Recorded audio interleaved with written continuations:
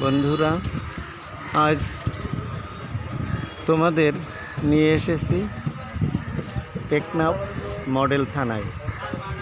অবশ্য একটা উদ্দেশ্য আছে। উদ্দেশ্যটা হচ্ছে একটা ঐতিহাসিক স্থান দেখানোর জন্য এখানে প্রবেশ করতেছি। তো এটা টেকনাফে অবস্থিত এবং যেহেতু টেকনাফ থানা, এখানে একটা পোস্ট আছে, আমরা দেখি মাথিন হেরিটেজ। যদি কেউ এই মেয়েটার নাম শুনে থাকেন তাহলে তো ভালো। এবং ইনি হচ্ছে এখানকার তৎকালীন জমিদারের মেয়ে। এবং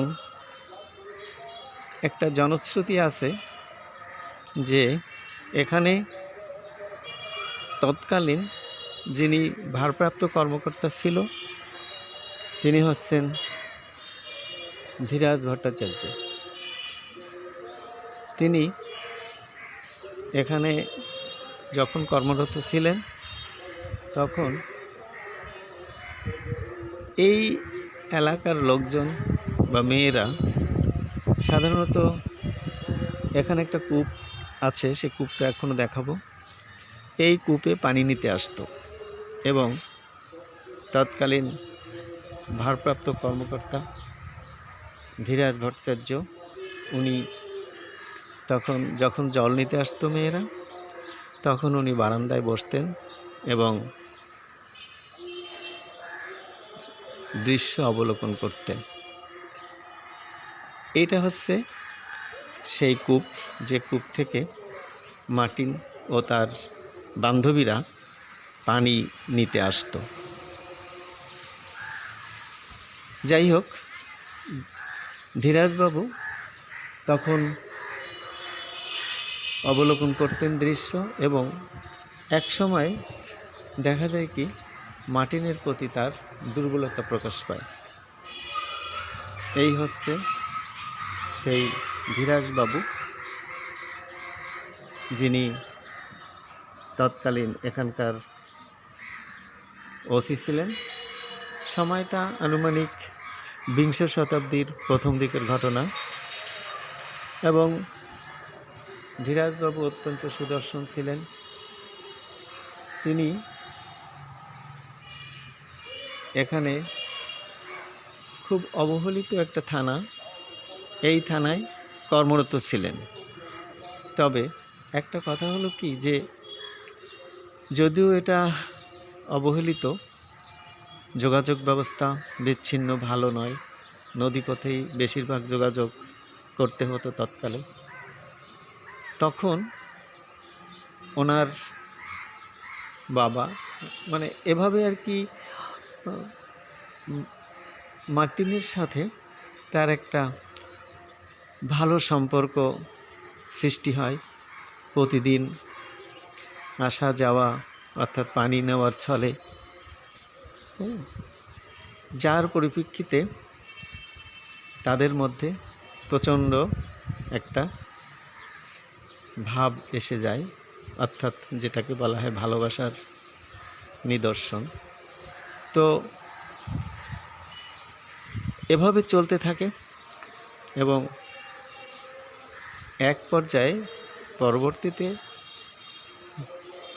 ধীরাজবাবুর বাবা তাকে বাড়িতে যেতে বলে এবং 1 মাসের ছুটি নিয়ে যেতে বলে। ছুটি যদি না দেয়, ইভেন চাকরি ছেড়ে চলে যাওয়ার কথা বলে। সম্ভবত ধীরাজবাবুর বিয়ের কোনো কথাবার্তা হয়েছে অনুমান করে এলাকার সবাই, এবং উনি ছুটি পায় না। উনি ছুটি না পাওয়ার জন্য উনি সরাসরি বাবার কথা মতো চাকরির ইস্তফা দিয়ে উনি কলকাতার উদ্দেশ্যে রওনা হয়।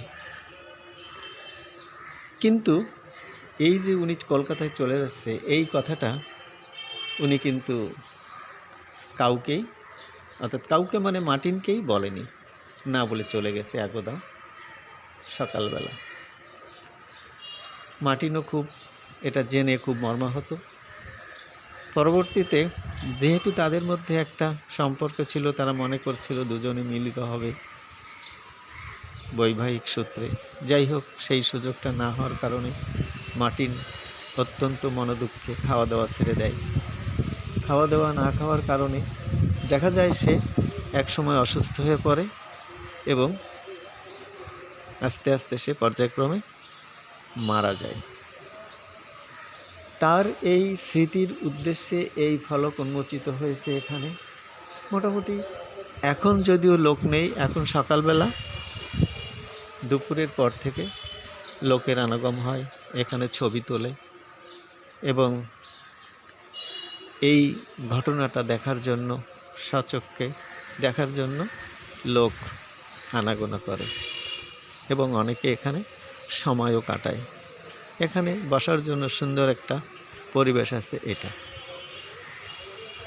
এখানে একটা ফলক আছে, যে ফলকে লেখা আছে, যেদিন রব না আমি, বেলা হলে অবসান, আমারে ভুলিয়ে যাবে, তবু যুগ যুগ ধরে মোর স্মৃতি রবে অম্লান। এটা সম্ভবত মার্টিনের স্মৃতি ধরে রাখার জন্য এরকম সুন্দর একটা ছন্দ লিখে রেখেছেন। এখানে একটা সুন্দর একটা বোটানিক্যাল গার্ডেন আছে, যেখানে বিভিন্ন ফুলের সমারোহ প্রতীয়মান হচ্ছে। মোটামুটি বেশ জায়গা। এখানে বিভিন্ন ধরনের গাঁদা ফুলের, গোলাপ ফুল ও অন্যান্য ফুল এখানে দেখা যাচ্ছে, যেটা এই মার্টিনের কূপটাকে আরও সৌন্দর্য বর্ধিত করে তুলেছে।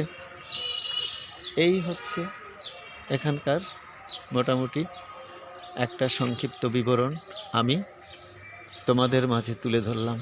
তোমরা যদি কখনো সময় সুযোগ হয় টেকনাফে আসো, তাহলে এখানে একটু ঘুরে যাওয়ার জন্য অনুরোধ করছি সবাইকেই।